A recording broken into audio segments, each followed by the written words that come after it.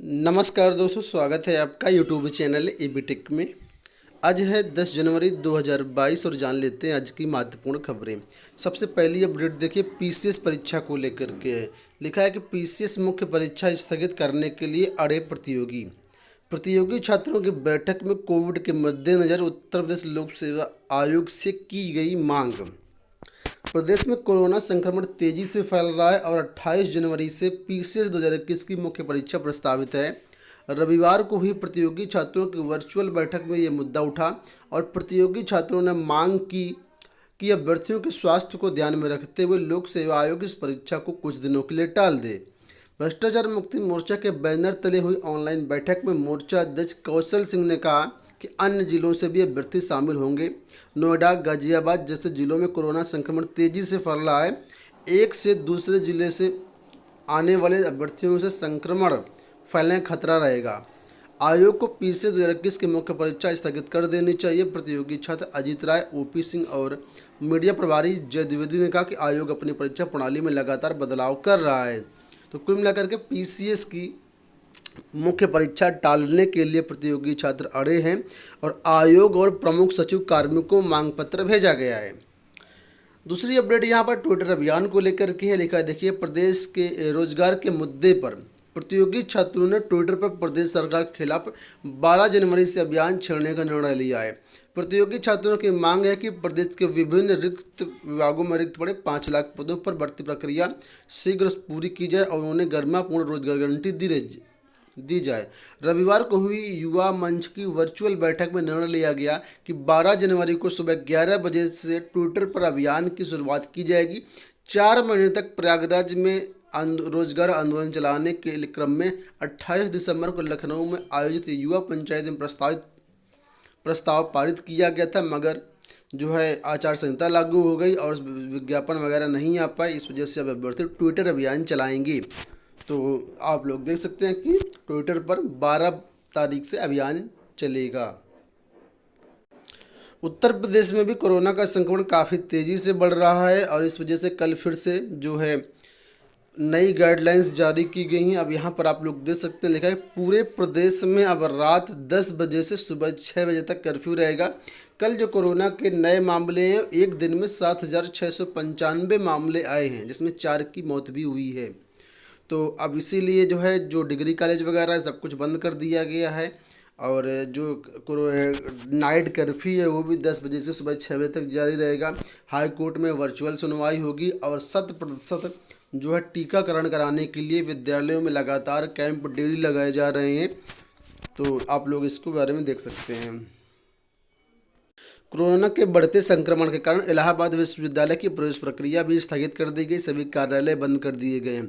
लेकिन विश्वविद्यालय में 13 जनवरी तक लागू की गई वर्क फ्रॉम होम की व्यवस्था। परिसर और पुस्तकालय में छात्रों को प्रवेश नहीं। तेजी से फैल रहे कोविड संक्रमण के मद्देनज़र इलाहाबाद विश्वविद्यालय ने स्नातक यूजी और परास्नातक पीजी के पाठ्यक्रमों में प्रवेश की प्रक्रिया स्थगित कर दी है। प्रवेश भवन और इलाहाबाद विश्वविद्यालय के सभी कार्यालय 13 जनवरी तक बंद कर दिए गए हैं।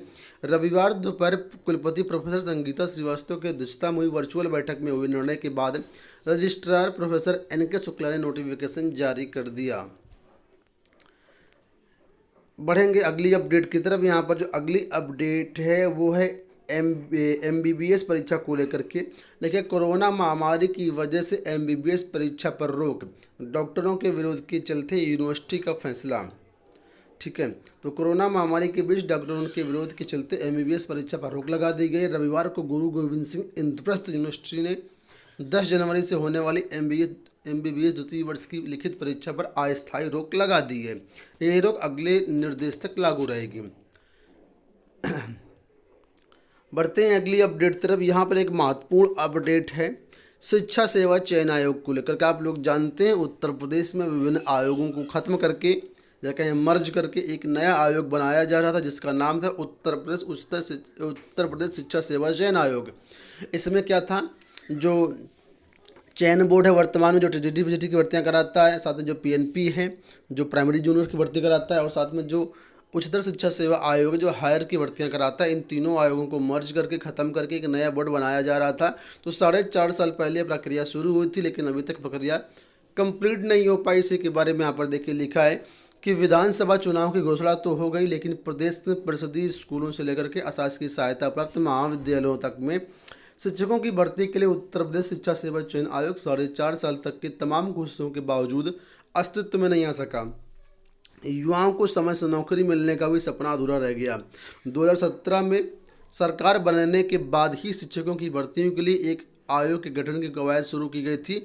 इसके लिए उत्तर प्रदेश उच्चतर शिक्षा सेवा आयोग माध्यमिक शिक्षा सेवा चयन बोर्ड का विलय करके ये आयोग बनाने का निर्णय लिया गया। तो इसकी नियमावली वगैरह भी जारी हो गई थी, लेकिन उसके बाद मामला ठंडे बस्ते में आ गया और अभी तक मामला ठंडे बस्ते में ही पड़ा है।